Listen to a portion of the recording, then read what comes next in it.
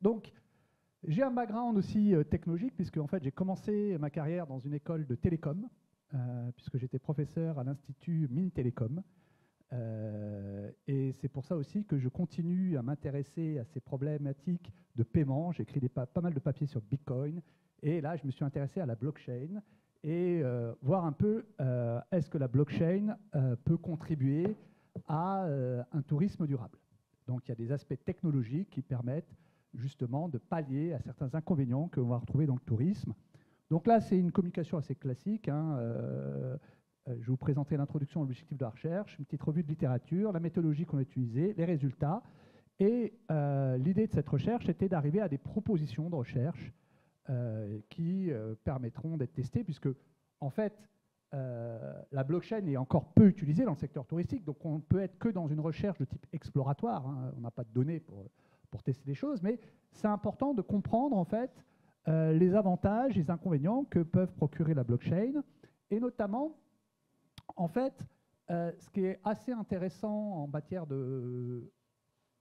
technologique, c'est que la blockchain elle permet de proposer des solutions de reporting, des capacités de charge, des alertes, des indicateurs durables aussi, parce qu'une des problématiques pour une destination ou pour une offre de tourisme durable, c'est que si on veut faire quelque chose qui soit complet, on doit intégrer plusieurs prestataires avec des systèmes différents. Et là aussi, comment garantir effectivement que tout le monde respecte bien les critères et qu'on peut reporter ces critères aussi de manière très simple. Je vais prendre juste un exemple pour que vous compreniez aussi un des problèmes qu'on peut avoir, qui n'est pas forcément lié au tourisme durable, mais qu'on a dans le tourisme, pour être très simple, pour faire des choses très simples. Qu'est-ce qui s'est passé lors de la dernière finale de la Ligue des Champions, de la Champions League au Stade de France? Des gens qui arrivent avec des faux tickets, on n'est pas capable de vérifier ces tickets, des gens qui se font berner, parce que là aussi, il y a plein d'escrocs dans le tourisme comme d'autres domaines. Quand c'est plus facile de faire des faux tickets pour assister à des événements que de créer des billets de banque, bah, ils se tournent assez simplement vers ce genre de choses. Donc, il y a une vraie problématique aussi avec les technologies de sécuriser un certain nombre de choses pour éviter que des événements aussi se transforment en catastrophes, voire en émeutes. Parce que quand vous arrivez avec des gens qui ont payé et qui n'ont pas de place, ça finit, même dans des endroits où normalement c'est un peu bien organisé, en émeute. Et d'ailleurs, ça en fait une affaire d'État, puisqu'on se demande est-ce que ça va être la même chose pour les Jeux Olympiques en 2024 ? Si on arrive à ce genre de choses, ça risque d'être assez critique. Voilà. Il y a aussi des problématiques dans le tourisme, parce que quand on regarde les systèmes de promotion, de fidélisation, en fait, on est toujours dans des systèmes centralisés où ça demande aussi une informatique qui est assez coûteuse, avec des vérifications qui sont difficiles. Or, l'avantage de la blockchain, c'est de décentraliser, en fait, ce type d'opération et d'offrir la possibilité à tous les acteurs, en fait, de gérer de façon transparente et équitable ce genre d'informations. Mais aussi, il y a une problématique de flux touristique parce que, en fait, si on veut faire du tourisme durable, c'est aussi de mieux répartir les touristes. Or, dans des systèmes hyper centralisés comme on a à l'heure actuelle, on n'a pas cette vision et on n'a pas cette possibilité de se dire à un moment donné comment on pourrait agir en fait pour mieux répartir les touristes. C'est aussi ça que permet ce type de technologie. Donc, l'objectif de cette recherche exploratoire, c'était de comprendre comment la blockchain peut participer au développement d'un tourisme durable et aussi, comme c'est un composant technologique, de comprendre en fait les obstacles sociologiques à l'adoption de ce type de technologie par les professionnels du tourisme. Donc pour faire cela, en fait, on a fait des entretiens semi-directifs auprès de développeurs de solutions blockchain, d'acteurs du tourisme, en France et en Suisse. Et on aboutit à un certain nombre de propositions, à 4 propositions, en fait, de recherche, qui montrent un certain nombre de choses, et notamment quel doit être le rôle de l'État là-dedans, parce que, en fait, le problème, c'est que la blockchain, c'est aussi une technologie qu'on appelle disruptive. Il y a 2 types d'innovations, si on veut faire simple. Il y a des innovations qui sont incrémentales, donc on y va au fur et à mesure. Si on prend, par exemple, entre la version 7 ou 8 de l'iPhone, c'est de l'innovation incrémentale. Par contre, l'apparition de l'iPhone, c'est une innovation disruptive qui a complètement changé l'industrie. Donc, le problème dans ce type d'innovation, c'est que comment on peut faire dans un secteur qui est très fragmenté, en fait, parce que quand on a une multitude d'acteurs qui sont très fragmentés, ils ne sont pas forcément à même d'investir pour faire ce type de changement. Voilà. Alors, avant d'avancer un petit peu, il faut comprendre un peu les avantages des technologies blockchain. On en entend souvent parler, mais il faut un peu comprendre.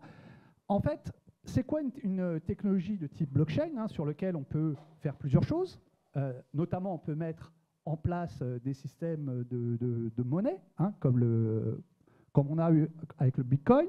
Mais globalement, pour faire simple, on peut dire que c'est un système de réservation qui est décentralisé, qui est géré collectivement selon des règles transparentes via les ordinateurs de l'ensemble des participants. Et en fait, la blockchain, la particularité, c'est que ça appartient à personne, et c'est justement parce que ça appartient à personne qu'on peut avoir cette confiance. Parce qu'en fait, il y a des mineurs, et ces mineurs, eux, ils vont vérifier en fait que les transactions en fait sont pas faites deux fois et qu'il n'y a pas de possibilité en fait de répliquer des transactions. Donc c'est un grand livre public qui est distribué et décentralisé, qui est créé un système de stockage des données numériques, et ça résiste, l'avantage, aux attaques, et ça permet en fait de vérifier en fait que il y a un enregistrement des données, et par exemple si on prend de la monnaie ou un billet, on peut vérifier que le billet ou la monnaie elle est vraie et qu'il y a un seul numéro, qu'on ne peut pas répliquer comme ça de la monnaie ou des billets. Donc c'est ça un gros avantage de cette technologie. Alors, après, quand on regarde les domaines, dans quel domaine on peut utiliser la blockchain? En fait, il y a une étude de chercheurs, Co et Co, qui ont montré une application dans 6 domaines, en fait, pour fournir de meilleurs processus. L'objectif étant double, d'un côté de réduire les coûts, mais de l'autre côté d'améliorer l'expérience client. Donc, dans le premier domaine, c'est tout ce qui concerne la réservation et la billetterie, dont j'ai déjà parlé. Okay. La gestion de l'identité, par exemple, comment on peut gérer l'identité du voyageur, comment on peut aussi suivre plus efficacement ses bagages. Troisième domaine, c'est les programmes de fidélisation. Quatrième domaine, c'est le paiement numérique. Effectivement, on peut faire des paiements avec ce type de technologie. Ensuite, la gestion des titres de compétences. On peut faire un examen, par exemple, de l'authenticité. On peut faire du classement, de la vérification. Et ensuite, la gestion des stocks, effectivement, où on peut avoir une distribution directe et des réseaux de fournisseurs qui sont mieux gérés. Alors, pour que ce soit plus concret, je vais vous donner quelques expérimentations qui ont déjà été faites, parce que ça existe quand même, et ça a été mis en place dans certains pays. En Espagne, on a Alastria, qui est un projet afin de développer l'identification numérique en fait, des touristes. En fait, en gros, c'est pour... ça permet de remplacer quelque part le passeport et de vérifier très rapidement en fait, l'identité des personnes. On a d'autres expériences, par exemple à Dubaï, ils ont lancé en fait une place de marché sur la blockchain afin de connecter directement les acheteurs potentiels aux hôtels et aux voyagistes, en fait, pour essayer de créer de l'interaction et d'avoir des choses un peu plus dynamiques. Et puis après, on a par exemple la société TrueTickets qui utilise la technologie blockchain pour fournir un billet sécurisé, effectivement, pour éviter les problèmes qu'on a dans la billetterie. Voilà. Donc ça, c'est quelques expériences pour montrer que déjà, il y en a qui se lancent. Mais ce qui paraît au-delà de la blockchain, en fait, parce que dans la blockchain, on peut faire plusieurs choses intéressantes, notamment, c'est ce qu'on appelle les contrats intelligents. Alors, qu'est-ce que sont les contrats intelligents? En fait, c'est un programme autonome qui exécute automatiquement des actions qui ont été validées au préalable par les parties prenantes. Donc, il n'y a aucune intervention humaine qui est nécessaire. Une fois que c'est lancé, on ne peut pas modifier les conditions d'exécution. On a des coûts de commission qui sont minimes, parce que notamment, il n'y a pas d'intervention de tiers. On a des délais d'exécution très courts et une traçabilité totale. Et notamment, dans ces smart contracts, on a Ethereum, en fait, qui a été lancé dans cette optique pour faire des smart contracts. Alors, on utilise l'appellation smart contract. elle est un peu trompeuse, en fait, parce que ce n'est pas forcément un contrat au sens juridique du terme. En fait, il s'agit plutôt d'un moyen technique d'exécuter un contrat. Donc l'avantage, c'est qu'on peut se lancer dans des collaborations commerciales, en fait, sans problème de compatibilité. Quand vous avez de multiples acteurs fragmentés, là aussi, hein, dans le monde, bah, ils n'utilisent peut-être pas les mêmes moyens aussi et les mêmes formats pour communiquer entre eux, entre centrales de réservation, par exemple, et on n'a pas ce type de problème. On n'a pas de problème de confiance, parce qu'on sait sûr qu'on est en train de négocier avec la bonne personne, hein, là aussi, hein, quand on interconnecte des systèmes d'information, on peut toujours avoir la problématique d'un pirate qui vient se brancher entre deux et qui vient capter le flux. Là, on n'a pas de souci. C'est très utile, en fait, quand on a des systèmes très fragmentés et très hétérogènes. Et on peut suivre en temps réel, en fait, les systèmes de réservation. Et là aussi, souvent, quand on fait des demandes, en fait, surtout quand il y a plusieurs prestataires, hein, si vous voulez réserver un voyage dans sa globalité, vous pouvez avoir des temps d'attente très longs, alors que là, on va avoir une exécution qui est immédiate. Donc, quand il y a de nombreux acteurs qui sont impliqués, ben, on a des meilleures performances en utilisant en fait, des systèmes distribués plutôt que des systèmes centralisés. Alors maintenant, si on regarde un petit peu, qu'est-ce qui se passe, qu'est-ce qu'on voit dans la littérature? En fait, dans la littérature, ben, le problème, c'est que lorsqu'on s'est intéressé à la blockchain, ça a été souvent sous un angle technologique. Il y a très peu de choses qui existent dans la littérature sur l'expérience client, en fait, sur les aspects humains et sociologiques. Hein, qu'est-ce qui font que d'autres adoptent ce système-là? Dans l'adoption des technologies, il y a beaucoup d'effets de mimétisme aussi qu'il faut prendre en compte. Là, il y a très peu de choses qui sont faites. Un autre élément aussi qu'il faut prendre en considération quand on regarde en fait la digitalisation hein, de manière plus large, hein, parce qu'on ne peut pas explorer la blockchain sans regarder en fait plus largement la numérisation de la société. Hein, il faut regarder les choses globalement, effectivement, et s'intéresser à une application particulière de la blockchain, par exemple dans le tourisme. Et aussi, ce qui est intéressant dans le changement des comportements et des technologies, c'est le développement en fait, des plateformes numériques. Quand vous voyez des plateformes comme Airbnb, en fait, qui se développent, bah, ça veut dire que les consommateurs peuvent jouer, les utilisateurs peuvent avoir le rôle à la fois de consommateurs et de producteurs. Et ça, c'est quelque chose qui change aussi en fait, les marchés, la manière d'aborder les marchés, parce qu'on a des marchés multilatéraux. Hein, je peux à la fois, moi, être consommateur dans le sens où je vais aller sur utiliser Airbnb bah, si je viens ici, par exemple, en Polynésie, mais je peux très bien aussi mettre ma maison en location via Airbnb. Donc je peux être à la fois consommateur et producteur. Et ça, c'est aussi quelque chose, au-delà des problématiques technologiques, mais qui est important de comprendre, c'est que bah, derrière les régulateurs peuvent avoir extrêmement de difficultés à réguler en fait, cette offre parce qu'ils ne la contrôlent pas. Hein, quand vous avez un parc hôtelier, vous pouvez changer la réglementation pour le durcir, pour le contrôler. Sur des particuliers, c'est quand même beaucoup plus difficile d'arriver à réguler ce type de choses. Donc, on a une redistribution des rôles, en fait, entre les consommateurs et les producteurs, et ça vient complexifier, en fait, la règle, les règles du jeu, si on veut, et en fait, si on veut mieux comprendre, en fait, comment on peut structurer ces activités et lancer un certain nombre de choses, il faut, à notre sens, puisque c'est un article que j'avais écrit en 2010 avec Camus et d'autres personnes, avoir une approche systémique, en fait. Hein, si on veut regarder les interactions qu'il y a entre les différentes parties prenantes, la seule manière, en fait, d'y parvenir, c'est d'avoir cette approche systémique et qui montre, en fait, les interactions qu'il peut y avoir entre les différentes parties prenantes et comment, en fait, l'action d'un va agir sur les autres. Parce que quand on regarde, en fait, l'attrait d'un lieu, par exemple, bah, ça dépend de la combinaison, en fait, de plusieurs choses.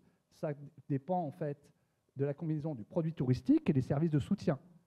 Okay. Et donc, on ne peut pas uniquement en fait, s'attacher à un point, c'est l'ensemble de la chaîne qu'il faut traiter si on veut avoir une action en termes de tourisme durable. Donc ici, dans cette étude, qu'est-ce qu'on a fait? On a procédé en fait par entretien semi-directif en 2018-2019. On a fait 18 entretiens semi-structurés avec donc, des spécialistes dans toute la Suisse. Alors dans la Suisse, en Suisse, on a fait ça en allemand et en français, parce qu'on s'est intéressé à la Suisse dans sa globalité. On n'a pas fait la partie italienne, mais déjà avec la partie française et la partie allemande, on avait déjà pas mal de choses, et en France. Voilà. Et donc, on s'est intéressé, là aussi, à des profils différents. Il fallait bien sûr que ce soit des gens aussi qui connaissent la blockchain, sinon on ne peut pas avoir des choses un peu intéressantes. Qu'est-ce qu'on a dans ce guide d'entretien? En fait, on s'est intéressé à l'intégration de la blockchain dans les processus commerciaux du secteur touristique. On s'est intéressé à la vision des professionnels du tourisme quant à l'évolution de leur secteur, concernant la digitalisation et le développement durable. On a posé aussi un certain nombre de questions sur comment il prévoit l'évolution du secteur touristique au cours des 5 prochaines années, et notamment comment la blockchain va agir, ou quel va être l'impact de la blockchain dans cette évolution. Et puis, on leur a demandé un certain nombre de points de vue personnels sur leurs préoccupations en matière de tourisme. Donc, le premier résultat, en fait, concerne les avantages et inconvénients sur perçus de l'intégration de la blockchain dans les processus commerciaux du secteur touristique. Et donc là, on a mis en évidence 4 choses. La première, c'est la perception de la complexité de la blockchain, l'avantage de la désintermédiation, l'intérêt en fait d'aller vers des contrats intelligents et d'aller vers des processus décentralisés. Alors la première, effectivement, c'est que la blockchain apparaît comme un système complexe. Pour de nombreux acteurs, c'est une technologie qui n'est pas si simple que ça. Donc il y a un coût d'apprentissage qui va être assez élevé, et ça veut dire qu'il y a encore des prestataires aussi qui doivent arriver pour faciliter en fait cette mise en œuvre. Deuxième chose, ce qu'ils perçoivent bien, c'est l'avantage de la désintermédiation en fait pour augmenter l'efficacité des processus, notamment concernant la gestion des données, la collecte et le traitement des données des hôtes, par exemple, et notamment outre le fait de pouvoir collecter des données et de mieux les utiliser, il y a aussi, en fait, en Suisse, problématique de la protection des données, comme en France, hein, il y a aussi, mais qu'ils voient bien qu'avec l'avantage, avec la blockchain, ils peuvent gérer ça de manière très transparente et tout en respectant la loi, donc ça leur paraît être une bonne chose. Avoir de la désintermédiation pour augmenter l'efficacité des processus tout en respectant le côté législatif. Ils veulent aller vers des contrats intelligents aussi pour automatiser les processus contractuels, fiabiliser les contrats et protéger les données. Par exemple, hein, vous avez, je vais prendre l'exemple des pistes de ski, la plupart des systèmes hein, sont gérés, que ce soit en Suisse ou en France, en dehors de ces pays-là. Hein. D'ailleurs, moi ça m'est arrivé cet hiver, hein, comme j'habite à côté de Genève, je vais skier en France, ma carte passe pas, et c'est système track data, et pourtant, et donc quand je demande ça passe pas, qu'est-ce qui se passe? Ils disent on sait pas, les serveurs sont en Pologne, donc sur le coup ils savent même pas gérer, ils savent même pas quoi faire sur place. Oui, mais que ce soit en France ou en Suisse, tous ces systèmes d'autorisation, etc., maintenant on est passé à ce genre de choses pour automatiser, mais ils ont besoin de gérer aussi les contrats qu'ils ont avec leurs prestataires. Voilà. Et ça, c'est quelque chose qui peut les aider. Et puis, aussi, ce qui est très important dans les systèmes décentralisés, c'est surtout pour les petits prestataires. Vous avez des petits prestataires qui utilisent des systèmes d'information. Le gros problème des systèmes d'information, qu'est-ce que c'est? C'est la sauvegarde. Parce que à côté, quand vous avez un système de réservation, etc., votre seule crainte que vous avez, c'est quoi? C'est que le système flanche et que vous perdiez toutes vos données. Là, l'avantage dans les systèmes décentralisés de ce type-là, c'est que tout le monde y a accès, et comme ils ne sont pas centralisés sur un ordinateur, vous n'avez aussi pas ce problème-là de perte de données. Donc, ils sont très friands, en fait, et ils veulent vraiment aller vers des processus décentralisés pour éviter aussi ce type de problème. deuxième résultat, en fait, quand on s'interroge sur la vision des professionnels du tourisme quant à l'évolution du secteur, qu'est-ce qu'on voit? Ben, on voit déjà qu'il y a un poids du passé qui est important. Hein, c'est quelque chose qui fait que ça crée une certaine inertie. Ils ont quelques peurs à bouger, donc ils attendent de voir qu'est-ce qui se passe. Et c'est pour ça que, c'est le deuxième point qui est important, il y a une importance de l'action des pouvoirs publics. C'est-à-dire qu'ils attendent, même en Suisse, où plutôt on est dans des approches, si je compare un peu la Suisse et la France, en France, on est plutôt dans des approches, on attend que le gouvernement décide, et on est du type top-down. Okay, on attend que ça vienne d'en haut pour se diriger en bas. En Suisse, on est plutôt dans l'autre approche, bottom-up. En fait, souvent, les initiatives elles viennent par le bas et après, elles sont centralisées. Et ben, même dans le cas de la Suisse, ils attendent que les pouvoirs publics donnent une impulsion, soit à l'origine de l'initiative, pour que ça avance. Les processus numérisés aussi s'attendent beaucoup à numériser leurs processus pour éviter toutes les problématiques de gestion de papier et minimiser les coûts. Et en matière de développement durable, alors qu'est-ce qu'on peut voir? Je ne veux pas là enfoncer les portes ouvertes, il y a des enjeux évidents pour la filière, mais ce qui leur paraît aussi important, ce que je disais, c'est que quand on veut créer en fait des offres de tourisme durable avec plusieurs partenaires, la blockchain fournit un support idéal parce que ça permet tout de suite de pouvoir communiquer avec d'autres partenaires qu'on ne connaît pas forcément, mais à partir du moment où ils sont dans une blockchain et qu'on a confiance, on peut y aller sans faire plein de vérifications avant. Et ce qui est quand même assez important, puisque si vous construisez une offre globale, après le client, s'il y a quelque chose qui ne se passe pas bien, c'est vers vous qui vient râler et pas vers chaque prestataire. Donc c'est quand même important pour créer et gérer des offres de tourisme durable. Ça a aussi un impact et ça facilite les processus de reporting, parce qu'à partir du moment où on rentre dans ce type de processus de développement durable, il y a aussi un reporting à faire pour s'assurer qu'on fait bien ce qu'on dit, on respecte bien un certain nombre de normes, et ça permet aussi plus facilement d'obtenir des certifications ou des labels. Effectivement, si vous avez tout de suite une traçabilité avec les indicateurs qui vont avec, ça permet tout de suite d'aller dans ce type de processus assez facilement. Et puis, dernier avantage, eux, ce qu'ils voient également, c'est de mieux gérer les flux sur les destinations. Effectivement, pour l'instant, quand vous allez dans une agence et vous réservez un voyage, eux, ils ont une idée des réservations qu'ils ont sur cette destination-là, mais ils n'ont pas d'idée sur globalement. Est-ce que la destination, alors ils le savent un peu par expérience, mais globalement, est-ce que la destination, elle est déjà surdemandée ou pas? Et d'avoir ce type de processus permettrait aussi de mieux gérer leurs flux sur différentes destinations. Alors, comment ils prévoient le développement du secteur du tourisme dans les 5 prochaines années, notamment le rôle de la blockchain?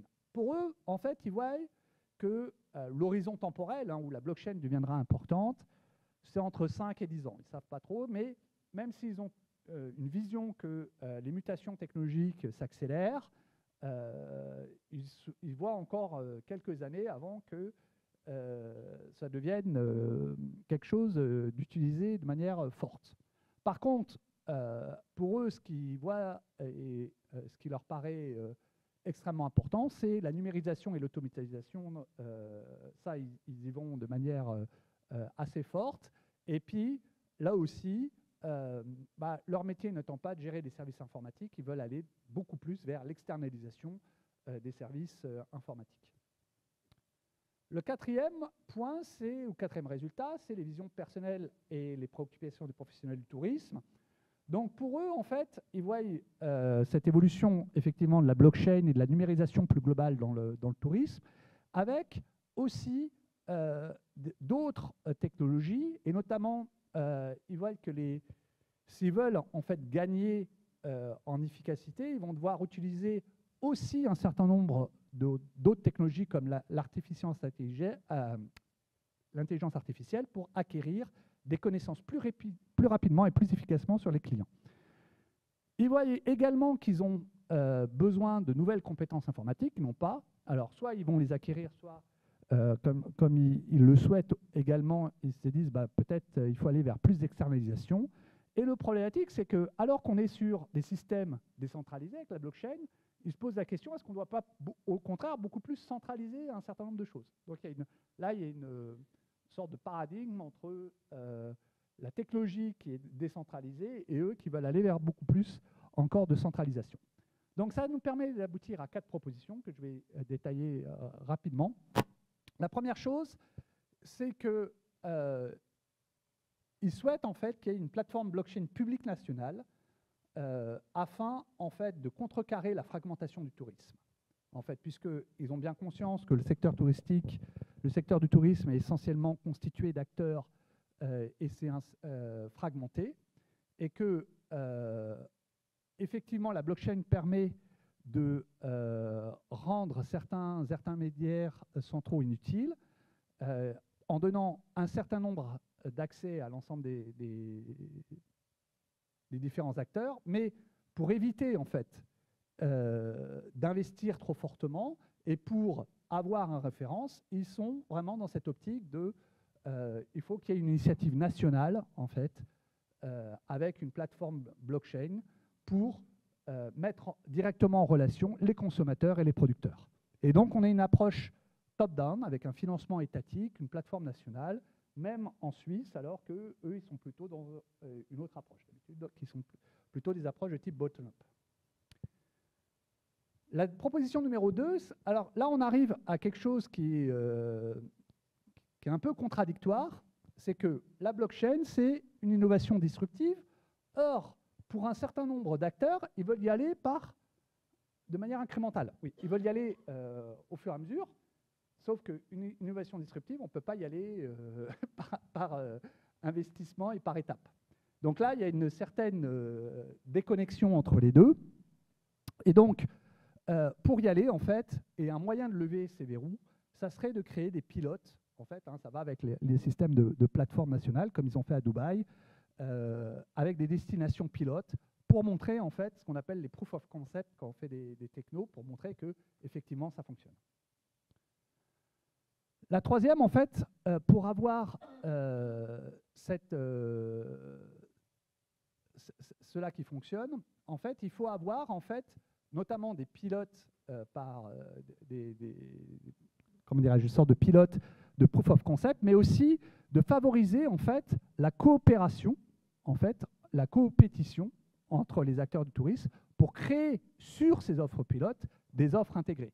C'est-à-dire que là aussi, si vous avez une sorte de pilote et puis chacun doit réserver son hôtel, son avion, etc., l'idée c'est d'avoir dans ce genre de choses des offres intégrées et pas juste chacun qui doit, chaque particulier qui doit négocier avec le fournisseur. Et pour cela, la logique des smart contracts permet d'établir en fait ce cadre, puisque justement, ça permet à des acteurs de collaborer et ça permet à des acteurs globaux ou qui veulent avoir ce rôle global d'être agrégateurs. Et quatrième chose, en fait, la blockchain entraîne des changements substantiels dans le processus de production, en fait, et la blockchain, en fait, n'est qu'un élément qui permet d'automatiser les processus, mais on est bien dans cette stratégie, en fait, de numérisation du tourisme, et notamment la numérisation, la digitalisation, pour eux, ça passe avant tout par la numérisation et l'automatisation des différents processus. Voilà. Donc, au final, en fait, deux conclusions. La première, c'est que la blockchain se situe encore à un niveau très technique et elle est donc peu accessible aux professionnels du tourisme. Et donc, c'est pour ça qu'il plébiscite une intervention de l'État à cette innovation disruptive.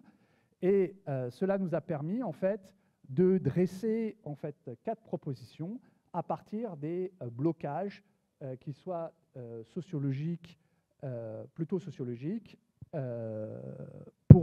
donc 4 propositions pour essayer de lever ces blocages sociologiques et inciter en fait les professionnels du tourisme à aller vers la blockchain. Voilà.